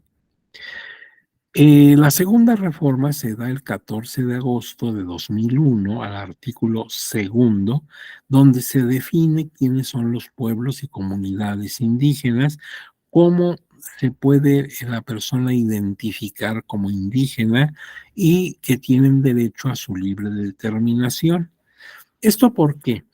Porque mira, el artículo segundo de la Constitución, el original, el que salió de Querétaro con el constituyente, ese artículo decía que en los Estados Unidos mexicanos está prohibida la esclavitud y que todo esclavo que llegue del exterior a tierra mexicana adquiere por ese solo hecho su libertad y la protección de las leyes. Eso decía el artículo segundo constitucional original. Pero se pasó ese pequeño artículo con una redacción muy breve, se pasó al artículo primero. Ahora está como penúltimo párrafo del artículo primero. Entonces, ¿qué pasó? Pues el artículo segundo se quedó en blanco, ya no tenía redacción. Entonces se aprovecha el espacio para ahí establecer el régimen, el estatus jurídico de los indígenas. Al quedar en blanco, pues era un magnífico espacio para que todo lo referente a las comunidades indígenas quedara plasmado ahí. Ahora bien, en la tercera reforma, que fue del 22 de mayo de 2015, también al artículo segundo, se establecen concretamente los derechos político-electorales de los indígenas. Y ahí, pues es muy importante porque es donde les permiten ya que puedan hacer uso de sus usos y costumbres para elegir a sus autoridades de ayuntamiento. Nada más que el artículo segundo, como lo vamos a ver, es muy amplio. No solamente otorga derechos político-electorales a este colectivo, sino también otros derechos que no tienen nada que ver con lo político-electoral y que sí tienen que ver con la consulta indígena. Pero vamos a ver. La cuarta reforma es del 29 de enero de 2016, también al artículo segundo, en donde se establece que en la Ciudad de México hay necesidad también de tomar en cuenta comunidades indígenas, porque se tenía la idea, pero errónea, de que los indígenas eran de los estados de la República. Sí, hay indígenas en Yucatán, hay indígenas en Oaxaca, en Veracruz, etcétera, pero en la Ciudad de México, sí, en la Ciudad de México hay comunidades indígenas. Entonces se añade a la Ciudad de México. En la época que se dio esta reforma, 2016, pues se hablaba del Distrito Federal, pero ahora sería la Ciudad de México y sí hay grupos indígenas. Y ahí se establece algo que nos interesa mucho, que se consulte a las comunidades indígenas para la elaboración del Plan Nacional de Desarrollo. Eso es básico y que tiene que darse por consulta indígena. Luego hay una quinta reforma que data del 6 de junio de 2019, al artículo segundo, donde dice que los municipios que no sean totalmente indígenas, pero que tengan una población sensiblemente indígena, o sea, mayoritariamente indígena, pueden en esas comunidades nombrar representantes ante los ayuntamientos, porque el ayuntamiento va a estar integrado con gente que no es indígena, pero entonces los pueblos indígenas pueden nombrar representantes ante esas autoridades para que cuando toquen temas que les afecten, pues alguien hable por ellos. Nada más que para nombrar a esos representantes, dice la Constitución, toma en cuenta paridad de género. O sea que también haya mujeres en esa representación, obviamente. Y la otra reforma, la sexta, es, como ya dijimos, del 9 de agosto de 2019 al artículo segundo, agregándole un apartado C, en donde quedan los pueblos y comunidades afromexicanas. Se dice, no tenía ese apartado, se dice que las comunidades afromexicanas, independientemente del nombre que se den, tienen los mismos derechos, el mismo estatus jurídico especial que tienen los pueblos y comunidades indígenas. O sea, pueden gobernarse por usos y costumbres, pueden nombrar a sus autoridades de ayuntamiento, etcétera, etcétera. Ya antes de reconocer a los amigos de este colectivo, se dice en la Constitución que cualquier colectivo que no necesariamente sea indígena, pero que tenga similitud a las comunidades indígenas, puede quedar dentro de ese estatus, ¿sí? Hay lugares que no son indígenas, pero viven en una forma comunitaria un poquito como los indígenas. Y entonces también podrían aducir esto para un régimen especial. Pero concretamente en el apartado C se encuentran los pueblos y comunidades afromexicanas. Esto sucedió hasta 2019. Ahora veamos con detalle el artículo segundo de la Constitución. Mira, en la actualidad, el régimen específico que establece el estatus de las personas integrantes de los pueblos y comunidades indígenas y afrodescendientes se encuentra en el artículo segundo de la Constitución, título primero, capítulo 1, que dice de los derechos humanos y sus garantías, según una reforma que aparece el 10 de junio de 2011 en el Diario Oficial de la Federación. Ahí se dice que la nación es única e indivisible. O sea, somos muchos Méxicos, somos una sociedad pluricultural, muchas culturas, y tan válida es la tuya en la ciudad, en el orbe, en la tecnología, como la es la de una comunidad indígena en la Sierra Madre de Occidente. Ahora bien, dice que la nación tiene una composición pluricultural sustentada originalmente en sus pueblos indígenas, que son aquellos que descienden de poblaciones que habitaban en el territorio actual del país al iniciarse la colonización y que conservan sus propias instituciones sociales, económicas, culturales y políticas o parte de ellas. Fíjate que ya es muy difícil que encontremos una comunidad netamente prehispánica, porque la labor de transculturación de los españoles fue muy profunda y fue durante 300 años. Entonces ya lo que encontramos son situaciones sincréticas, ¿verdad? Hay un sincretismo muy complejo en donde lo indígena se mezcla con lo europeo. Bueno, pero que conservan sus instituciones o parte de ellas.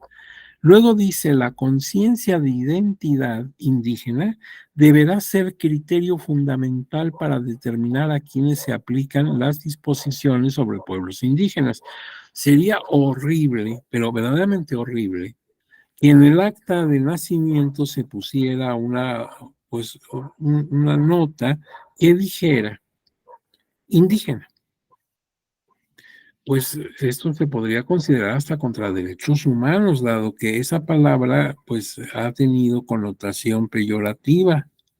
Se trataría entonces, como antes se hacía, de poner hijo legítimo o hijo ilegítimo o adulterino o incestuoso en las actas de nacimiento. Fíjate qué cosa tan terrible, condenabas a una persona a que pues siempre estuviera escondiendo su acta, ¿verdad? Que no la dieran porque ahí decía eso. Pues eso se acabó, ya no puedes hacer mención de cosas así en el acta de nacimiento. Pues lo mismo ocurriría si le pones indígena. Entonces, aquí dice, desde luego, siguiendo ideas de convencionalidad, de que se le aplicará la conciencia de indígena, o sea, la autoadscripción. Yo me siento indígena, soy indígena. ¿Sí? O sea, basta que yo lo declare así. Nada más que esto, que es muy amplio y que además es muy justo tal vez, se puede abusar de él y se ha abusado. Tú sabes que los indígenas tienen acceso a acciones afirmativas y consecuentemente hay curules, por ejemplo, en los congresos, tanto federal como local, y en los ayuntamientos para ellos. Entonces no falta el gracioso que dice yo soy indígena, sin que lo sea realmente, con el propósito de obtener una candidatura vía acción afirmativa.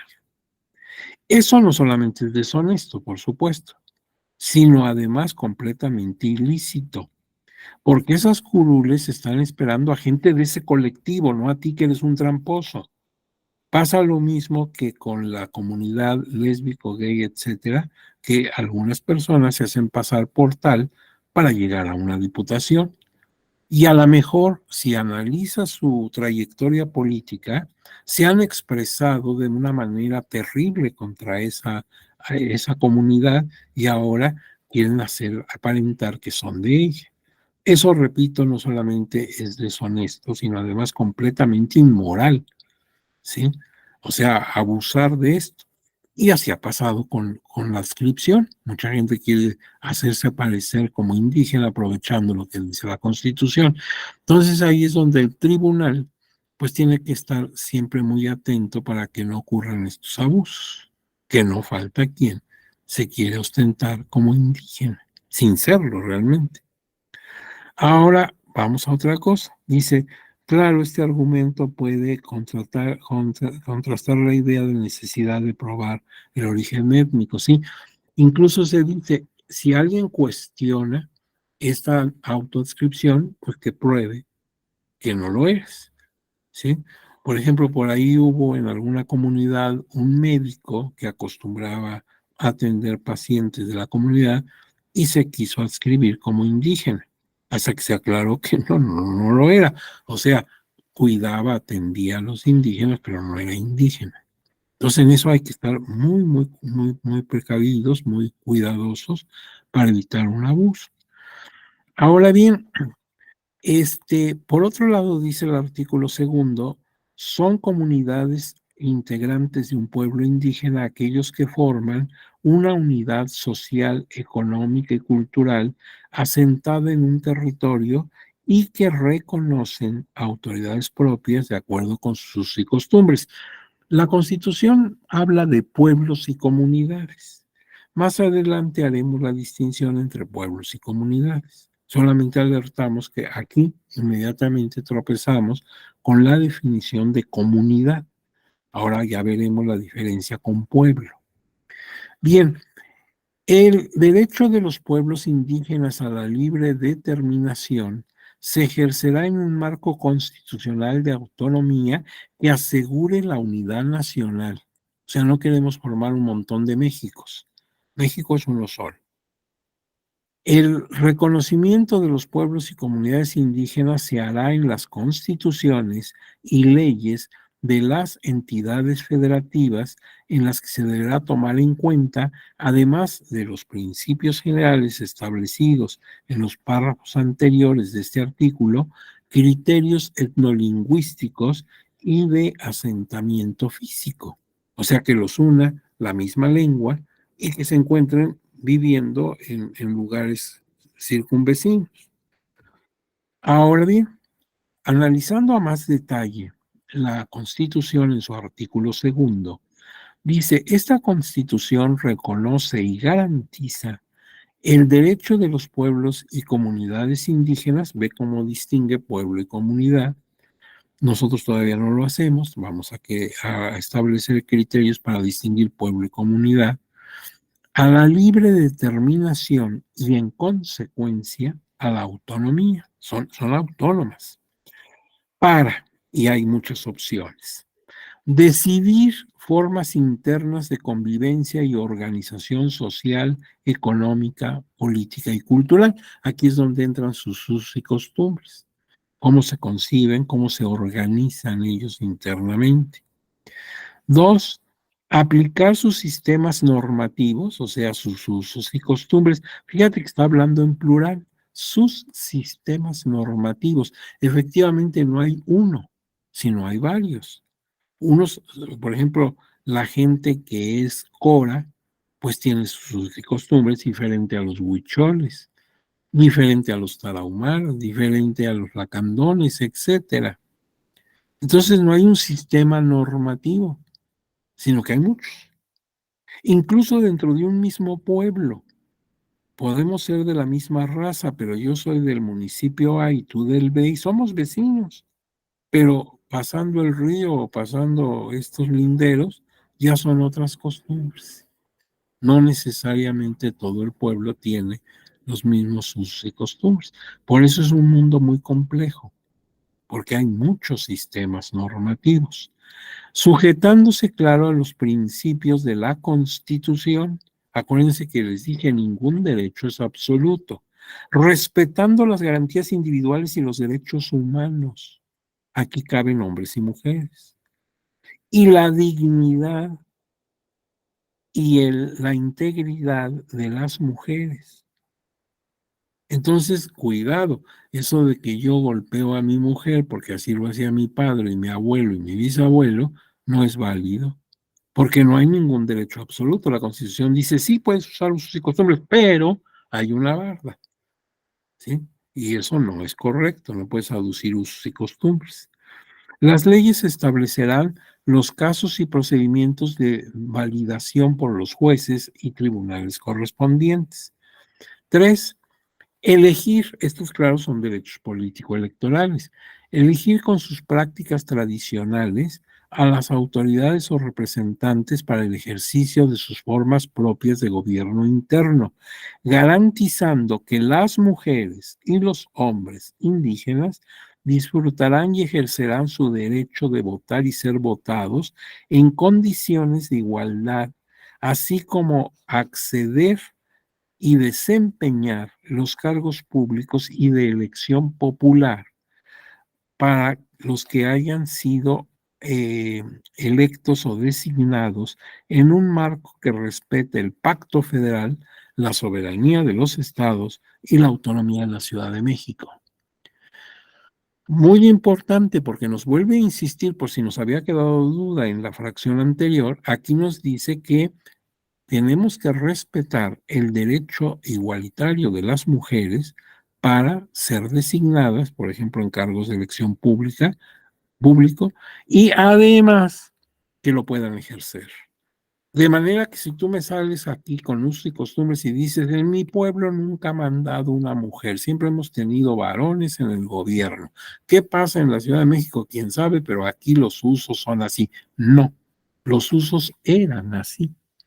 Y si la votación se inclinó por una mujer, va a gobernar una mujer y se le va a dar todo el apoyo para que ejerza sus funciones. Porque fíjate que a veces se hace un verdadero boicot.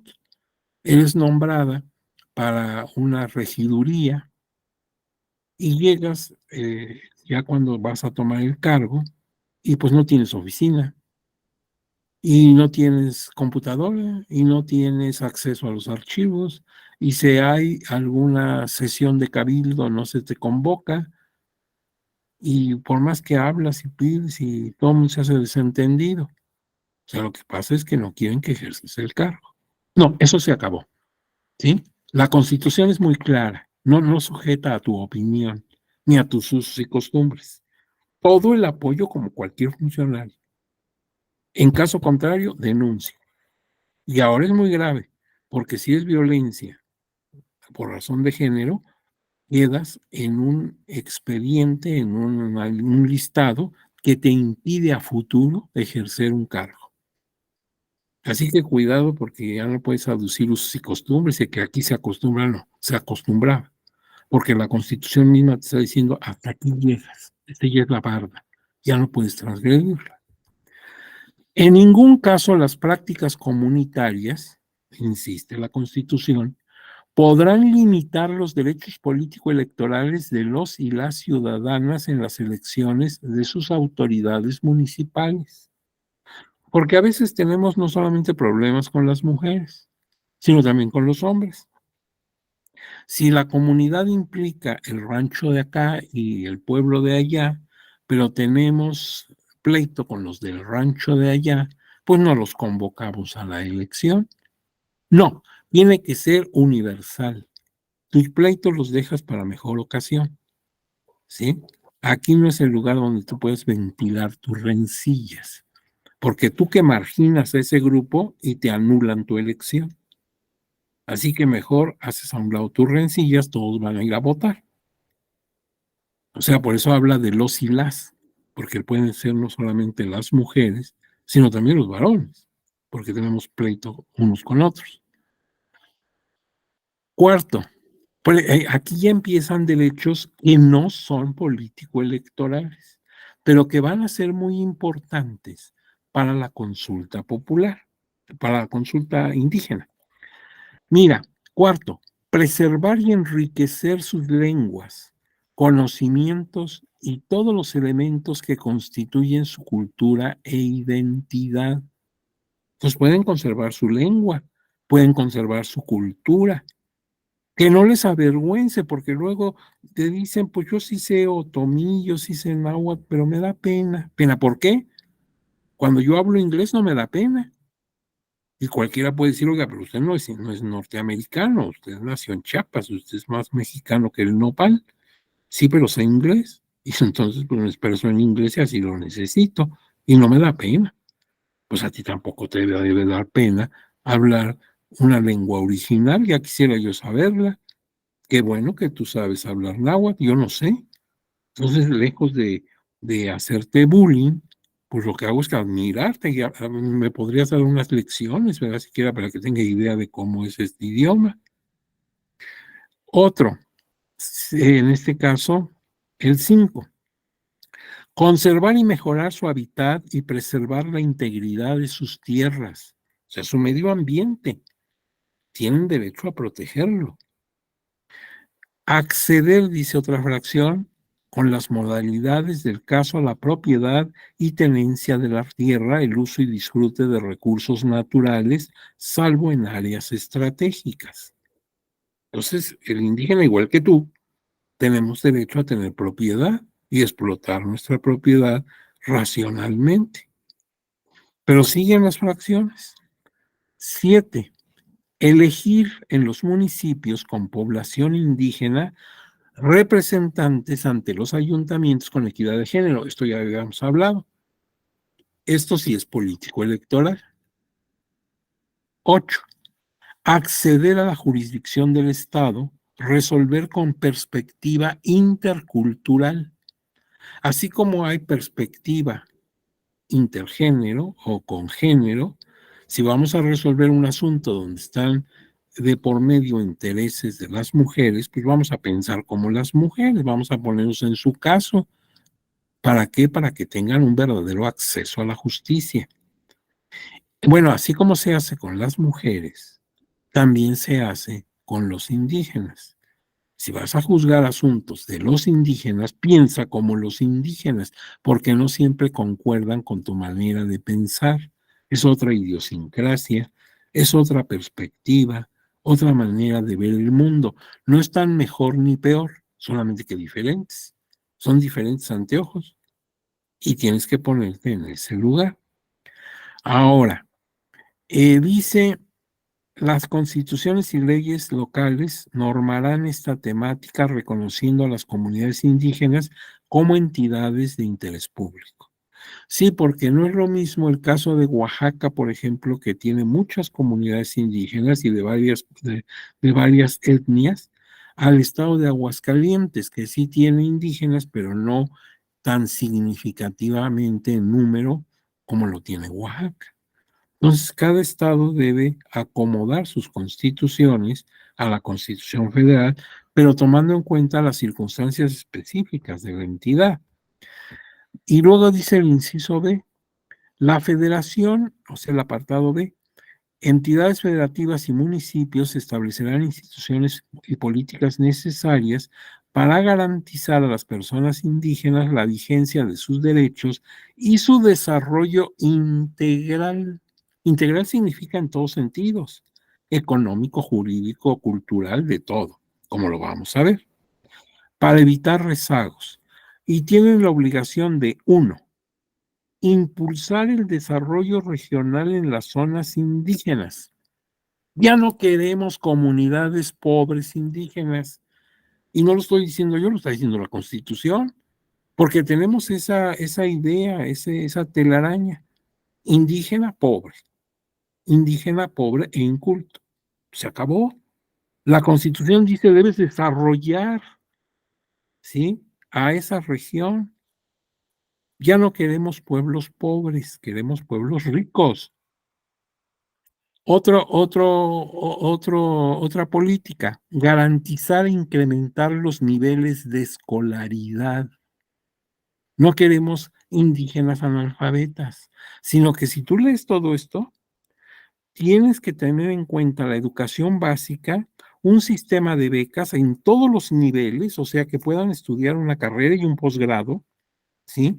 Y aquí lo dice muy claro, ¿sí? En todos los sistemas educativos, en todos los niveles. En la Universidad Nacional Autónoma de México, por poner un ejemplo, hay gente indígena que está estudiando sus carreras y que se reciben de abogados, de sociólogos, de economistas, de filósofos, de médicos, de lo que quieras. Tienen derecho a tener una carrera y ¿por qué no? Si tú la tuviste, tú eres profesionista, nadie te lo impidió. ¿Por qué se lo vas a impedir a una persona de un pueblo originario? Luego dice aquí, asegurar el servicio. Pero antes de pasar a esto, observa todavía en la fracción 2 que dice, favoreciendo la educación bilingüe. Bilingüe significa 2 lenguas, porque luego nos vamos por un lado muy raro y decimos, no, toda la educación se debe dar en el idioma de las personas de ahí. Sí, y lo condenas a que no salga de su pueblo, porque nada más al bajar a la capital de su estado, pues ya nadie le entiende, ni él entiende nada. Porque no se habla esa lengua, se habla el español. Entonces, no queremos gente arrinconada ahí. Tú enséñale los 2 idiomas, tú lo eres. Tú hablas español, hablas inglés, si no es que también hablas francés o italiano o alemán. Y si tú tienes derecho a ser políglota, ¿por qué los indígenas no? ¿Qué no les puedes enseñar de menos 3 idiomas? El indígena original, el que ellos hablan por maternidad, ¿sí? El náhuatl, el otomí, el que quieras. Pero además el español que predomina en el país. Con eso le abriste ya las puertas de todo el país.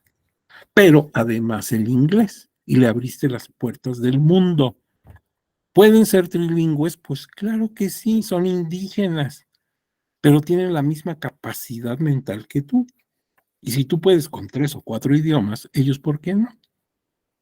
Otra cosa es que no lo quieras hacer, porque sí lo puedes hacer. Si te propones como política, lo haces.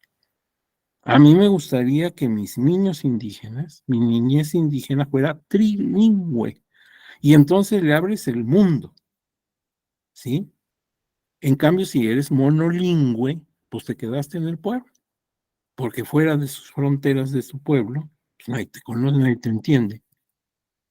Hay que abrir la cultura de las personas. Con eso, como te decía yo antes, no los protejas, respétalos, dales la oportunidad que tú tuviste. Nadie te impidió en la ciudad estudiar una carrera, un posgrado, 2 carreras, irte de beca a Europa, hablar 3 idiomas. Pues si tú lo pudiste hacer, ¿cómo no lo puede hacer una persona indígena? Pues claro que puede, tiene la misma capacidad que tú.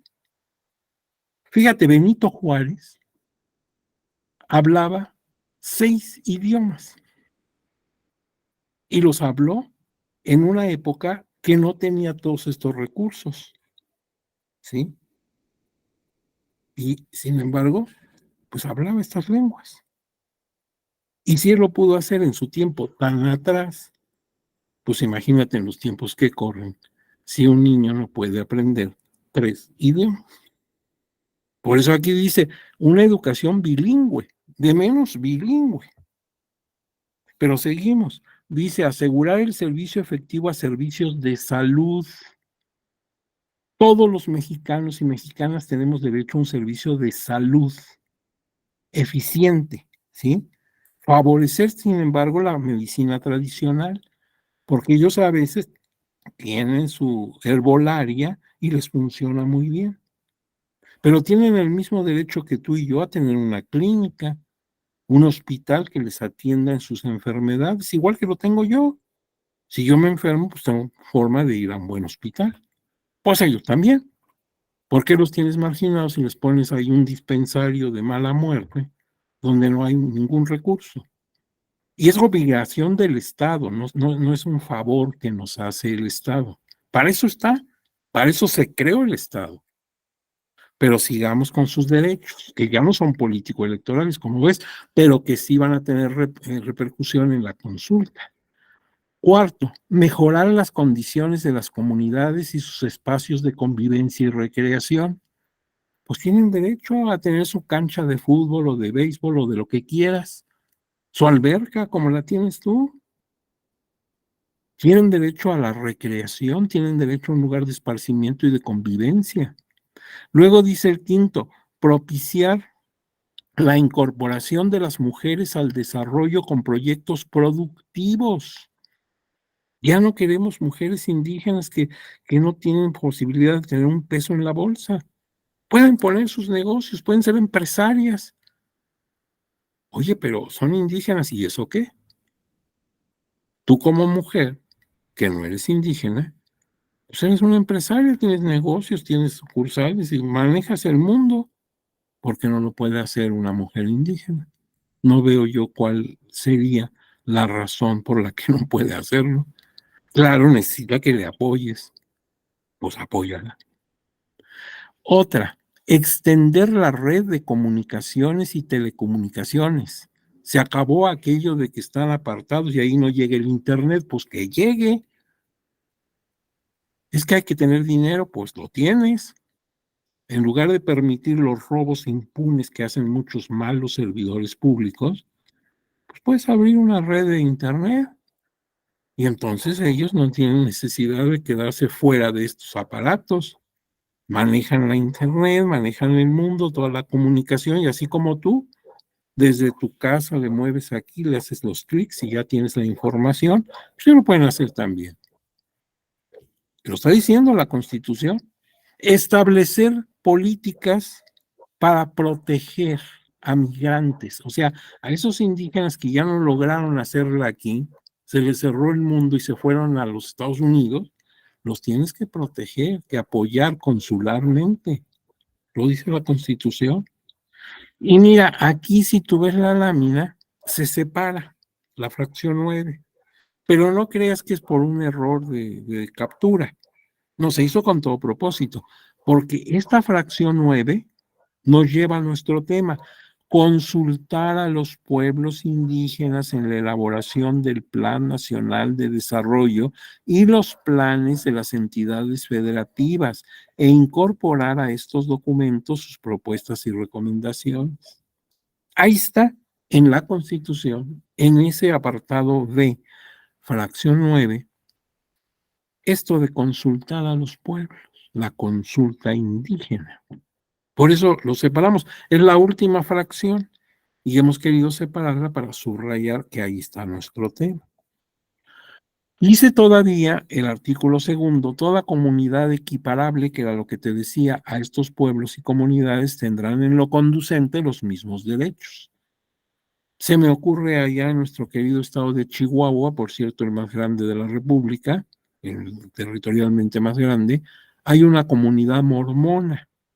Ellos no son indígenas, pero podrían aducir su semejanza, su similitud para disfrutar el mismo estatus, por decir un ejemplo.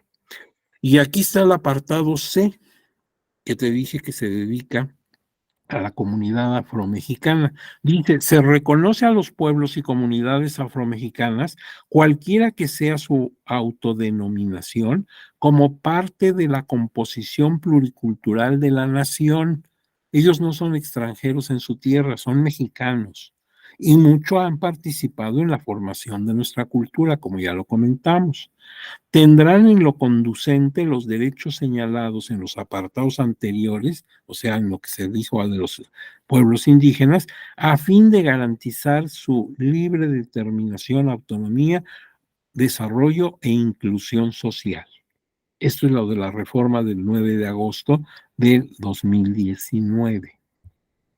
Ahora, vinculando el artículo segundo, que lo hemos leído, aunque sea así a vuelo de pájaro, con el primer artículo de la Constitución, me encuentro que dice el artículo primero, todas las personas gozarán de los derechos humanos reconocidos en esta Constitución. Y cuando dice todas las personas, pues una gente tan cuadrada como yo entiende todas las personas.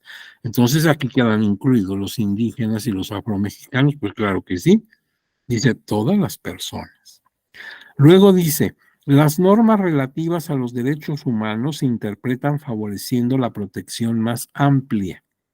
¿Sí? La famosa interpretación pro homine, si lo digo en latín, o pro persona, si lo digo en español.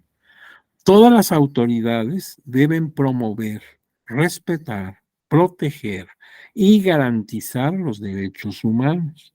El Estado debe prevenir, investigar, sancionar y reparar las violaciones a los derechos humanos. Hay un obligado en cuanto a la materia de los derechos humanos, el Estado. No es una obra de beneficencia lo que hace cuando tiene que proteger nuestros derechos. Es su obligación. Lo dice el primer artículo de la Constitución. Así que el servidor o la servidora pública no puede decir a mí no me toca, no, sí se toca. ¿Sí? Porque dice todas las autoridades y todas son todas. Y debes garantizar el eficiente el ejercicio de esos derechos. Tú estás obligado, Estado. No lo dice un académico, lo dice la Constitución. Queda prohibida, dice el artículo primero, toda discriminación, toda discriminación. Y luego se mete a la tarea de decir toda discriminación motivada por origen étnico, ahí serían los indígenas, sería lo primero, nacional, género, edad, y nos da muchas posibilidades. Ese trabajo es inútil. Te digo, para una gente cuadrada como yo, dice, queda prohibida toda discriminación, punto. Y si es toda discriminación, pues es toda discriminación. ¿Para qué me pongo a enlistar? Siempre me faltará algo. Por ejemplo, aquí no están estudios. Entonces diría, ¿sí se puede discriminar si yo tengo 3 doctorados y tú no tienes ni la primaria? No. ¿Se puede discriminar por estaturas? El que es muy altote y el que es muy bajito. No. ¿Por masa corporal? El que está excedido en peso y el que está muy flaquito. No. Pues siempre nos faltará algo. ¿Para qué te pones a enlistar?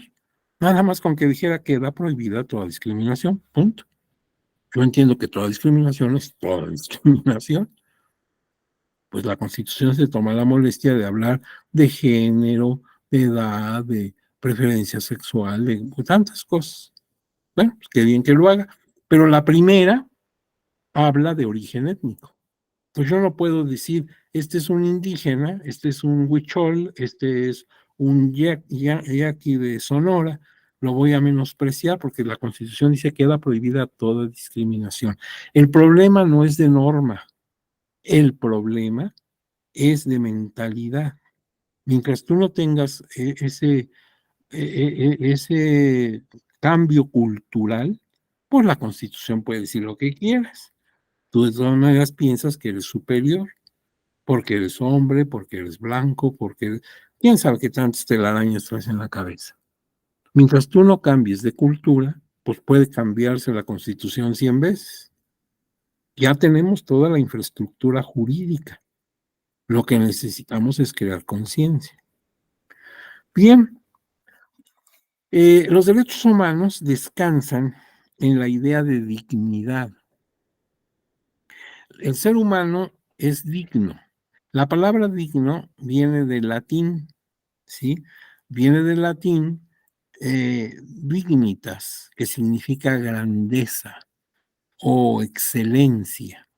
Los seres humanos somos excelentes, somos únicos, irrepetibles. O sea, se basa esto en nuestra capacidad de razonamiento. Nosotros somos capaces de entender nuestra realidad y la de lo que nos circunscribe. O sea, yo sé que existo y que existes tú y las demás personas. Esa es una cosa, el razonamiento. Y otra, la decisión, el albedrío, el que pueda seleccionar conscientemente entre dos o más opciones.